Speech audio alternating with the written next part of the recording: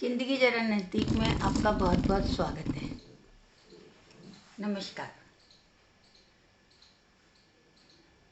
आज हम बात करते हैं अकेलेपन पर।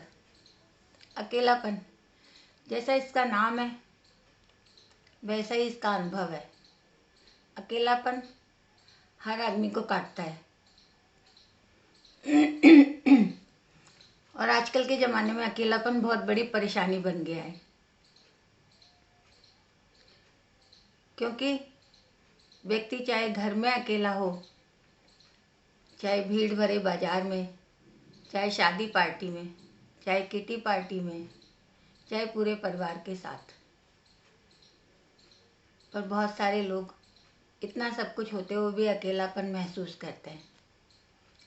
वो सोचते हैं कि इतना सब कुछ है फिर भी मैं अकेला क्यों हूँ।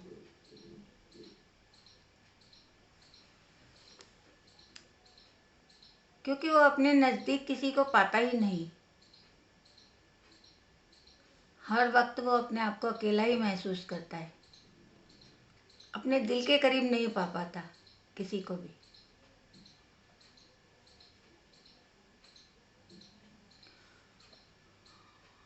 जो व्यक्ति बहुत ज़्यादा हंसता है वो दुनिया में सबसे ज़्यादा अकेला होता है, क्योंकि वो अपने सारे गमों को, अपने अकेलेपन को दूसरों के सामने हंसी में, मजाक में उड़ाता रहता है।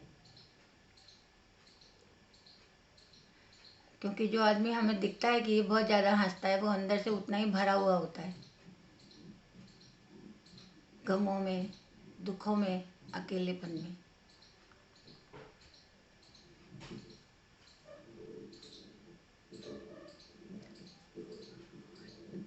हम अपने समाज में देखते हैं कि अकेलेपन का कोई इलाज नज़र नहीं आता।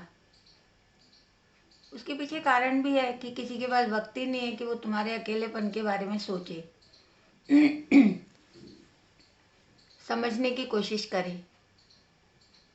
कि तुम्हारे बारे में सुने, तुम्हारी बातें सुने, तुम्हारे बारे में पूछे कि तुमको क्या परेशानी है। पर किसी के पास भी वक्त नहीं। क्या किया जा सकता है? अब इतनी नज़दीकियां भी नहीं रही कि आदमी किसी के लिए भी इतना सब कुछ सोचे।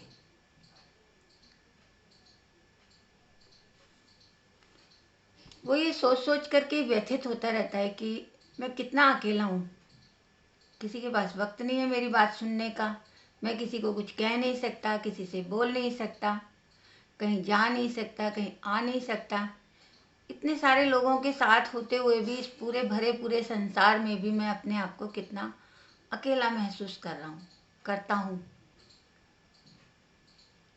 उसके पास में चाहे कितना भी पैसा हो, जमीन जायदाद हो, सब कुछ हो, बैंक बैलेंस हो, सब कुछ हो, फिर भी अकेला महसूस करता है। पैसा भी काम नहीं आ पाता, जमीन जायदाद भी काम नहीं आती। वो चाहे सबसे बहुत प्यार से बोलता हो, वो सबके हमेशा काम आता हो,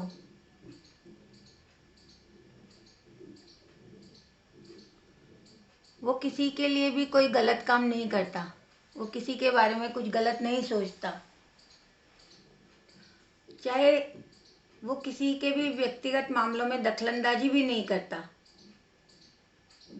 चाहे वह अपना सब कुछ अपनों को दे देता है, फिर भी वो अकेला है। इतना सब कुछ करने के बाद भी किसी को कहाँ फर्क पड़ता है। उस पैसे को दे देता है जो पैसा उसने कितनी मेहनत से कमाया होता है, कितनी मशक्कत करके कमाया होता है, अपने कितने अरमानों का गला घोंट के कमाया होता है। वो वाला पैसा जो उसका सबसे कीमती था, वो जमीन जायदाद जो उसने इतनी मेहनत से बनाई होती है, वो भी वो सबको दे देता है। परंतु फिर भी किसी को कहाँ फर्क पड़ता है कि जिसने इतना कुछ दिया था वो अब कितना अकेला है। किसी को कहाँ फर्क पड़ता है कि उसके दिल पर इस समय क्या बीत रही है। किसी को भी फर्क नहीं पड़ता। यही दुनिया है, यहाँ किसी को किसी से कोई फर्क नहीं पड़ता। जो आपने लोगों को दिया वो उसके बारे में पता है क्या सोचते हैं? दिया तो क्या हो गया, ये तो उनको एक दिन देना ही था, आज नहीं देते तो कल देते, ये तो हमारा ही था। परंतु क्या करें, उन्होंने दे भी दिया तो क्या हो गया, अंत और पंत तो हमारा ही था, हमें ही मिलना था।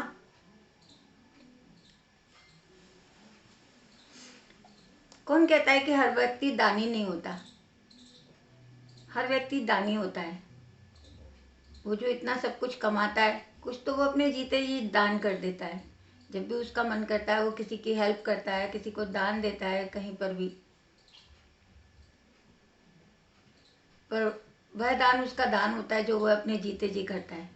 पर मरने के बाद जो कुछ भी उसका अपना होता है वो उसके अपनों में दान स्वरूप ही चला जाता है। वो भी तो एक दान ही है, चाहे वो अपनी मर्जी से दे के जाता है या बिना मर्जी से, वो अपने आप ही उनके पास चला जाता है। लोग इसको दान नहीं मानते, अपना हक मानते हैं कि जो उसने इतनी मेहनत से कमाया था, जो उसने अपने पूरे जीवन में संघर्ष करके बनाया था, जब वो उनको मिलता है उसके जाने के उपरांत, तो वो उसको दान नहीं, उसको अपना हक समझते हैं। ये तो उनको मिलना ही था, उस पर उन्हीं का हक है।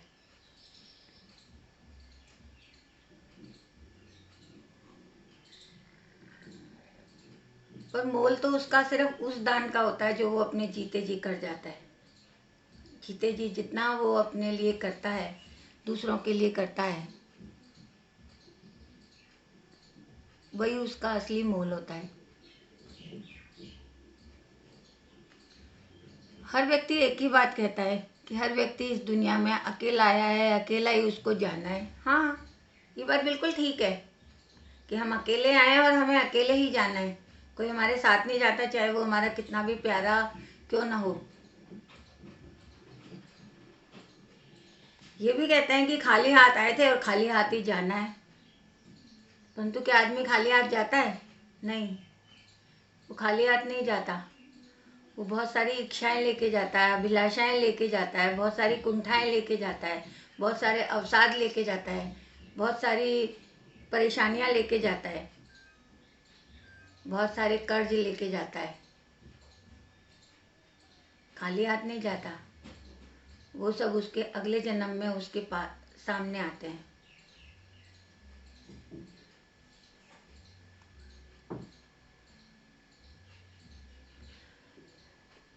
इंसान ऐसा क्यों नहीं सोचता कि इस दुनिया में जब आया था तब भी अकेला ही था, जाना भी उसको अकेले ही है, तो क्या वो अकेले जी सकता है बिना किसी साथ के? क्या वो अकेले जी पाएगा बिना परिवार के? उसको क्यों किसी न किसी का साथ चाहिए? जब उसकी जीवन यात्रा शुरू ही अकेलेपन से हुई है और ख़त्म भी अकेलेपन पर ही होनी है, फिर वो उसको किसी का साथ क्यों चाहिए? क्या कभी सोचते हैं हम कि हमको दूसरों का साथ क्यों चाहिए? क्या हम इस पूरी जीवन यात्रा को अकेले पूरी नहीं कर सकते? बिना किसी सहयोग और साथ के नहीं कर सकते। नहीं, क्योंकि हम एक सामाजिक प्राणी हैं और हमें समाज तो चाहिए ही चाहिए।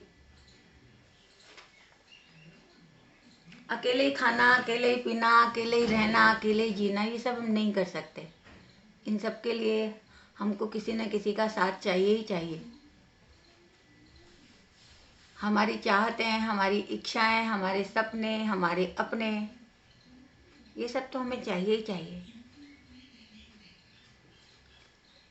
इन सब के बिना हम कहाँ पूरा कर पाते हैं? बिना अपनों के हमारे सपने पूरे नहीं होते, बिना अपनों के हमारी इच्छाएं पूरी नहीं होती। परंतु इतने सारे अपनों के रहते हुए भी हम अपने आप को अकेला ही महसूस करते हैं। उस वक्त हमारे अपने हमारे बारे में क्यों नहीं सोचते कि आज हमें उनकी ज़रूरत है, आज हम अकेले हैं, आज हमें अकेलापन महसूस हो रहा है, आज हमें उनका स्पर्श चाहिए, आज हमें उनका साथ चाहिए, आज हमें उनका वक्त चाहिए, तब वो ये क्यों नहीं सोचते?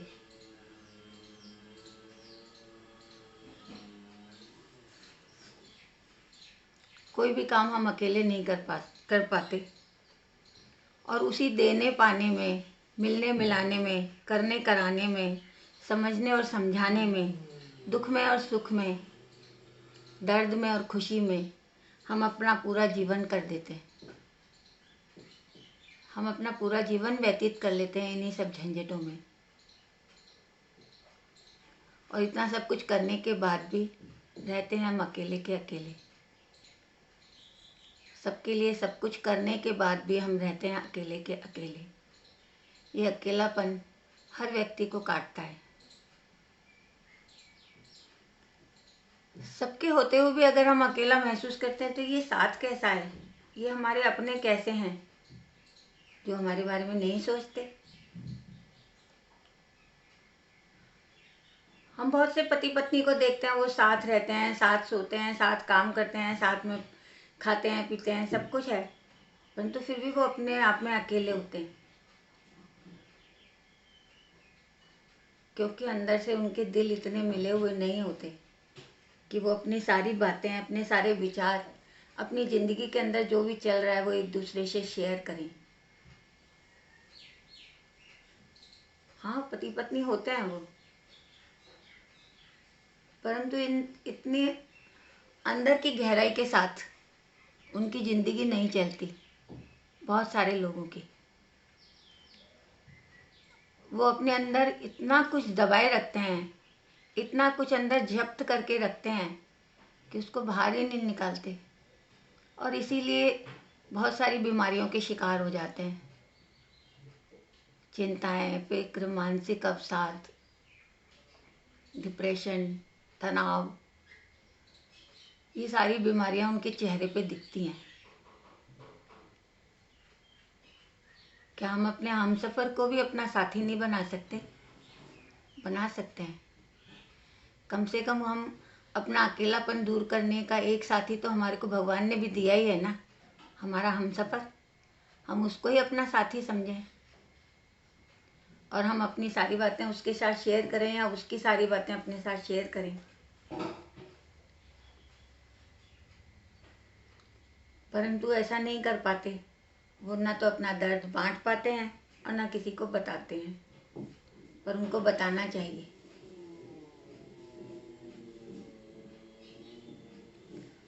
सबसे ज़्यादा इस अकेलेपन का जो दर्द सहन करना पड़ता है वो बुजुर्ग व्यक्ति को सहन करना पड़ता है, और इस दुनिया में सबसे ज़्यादा अकेलेपन का शिकार भी वही होता है। जो बुजुर्ग दंपत्ति होता है उसमें से एक साथी छोड़कर चला जाता है तो वो और भी ज़्यादा अकेलेपन का शिकार हो जाता है। जब दोनों होते हैं तब भी अकेलेपन के शिकार होते हैं, परंतु अगर उनमें से एक चला जाए तो उनके अकेलेपन की तो कोई सीमा ही नहीं रहती। फिर तो उनकी दुनिया समझो उजड़ ही गई है, और वो बिल्कुल ही अकेले हो जाते हैं।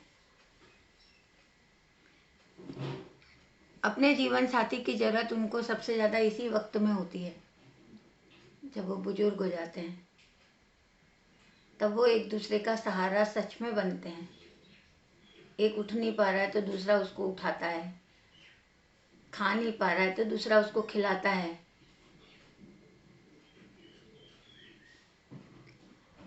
वो बहुत दुखी है तो जिंदगी की पुरानी बातें याद करके उसको हंसा रहा है, हंसाता है। अपने वक्त को याद कर करके अपने जीवन साथी को खुश करता है, पुरानी यादें दिलाकर उसका वक्त बिताता है, और ऐसे ही उनका जीवन कटता चला जाता है। परंतु अगर उनमें से एक चला जाए तो जीवन व्यतीत करना बहुत मुश्किल हो जाता है, बहुत ज़्यादा मुश्किल। मतलब ऐसा समझो कि ऐसा लगता है जैसे तो उनके जीवन की वो ही खत्म हो गई है, इच्छाएं खत्म हो गई है, अभिलाषाएं खत्म हो गई है, जीने की तमन्ना भी खत्म हो गई है। अब उसको सब चीज़ों के लिए दूसरों पर डिपेंड होना पड़ता है। पहले वो दोनों एक दूसरे का सहारा बन के उसको पूरा कर लेते थे, परंतु अब सबके लिए उनको दूसरों पर डिपेंड होना पड़ रहा है। बड़ों में ही नहीं, हम बच्चों में भी देखते हैं अकेलापन। एक बच्चा है घर में, वो भी कितना अकेला महसूस करता है। माता पिता काम पे चले जाते हैं, पूरा दिन सर्वेंट्स के साथ रहता है। सर्वेंट के पास अपने ही बहुत सारे काम होते हैं, तो वो उसको इतना टाइम नहीं दे पाते कि जिससे उसको अकेलापन महसूस ना हो। वो अकेला खेलता रहता है, थक जाता है, बोर हो जाता है, परेशान हो जाता है, पर अकेला ही रहता है। उसके मन में भी तो कितना कुछ चलता रहता है। वो भी तो अपनी बातें कहना चाहता है, बोलना चाहता है, शेयर करना चाहता है। आज स्कूल में क्या हुआ, आज बाहर क्या हुआ, आज बाहर खेलने गया था वहाँ क्या हुआ, आज इस दोस्त ने ये कहा, आज उस दोस्त ने ये बताया। पर वो किससे शेयर करे? माता पिता के पास तो वक्त ही नहीं है। माता पिता जब शाम को थके थकाए आते हैं तो उनको और भी काम होते हैं, और फिर वो रात को सो जाते हैं। बच्चे की बातें बच्चे के दिल में ही रह जाती है, वो किसी को कुछ नहीं कह पाता।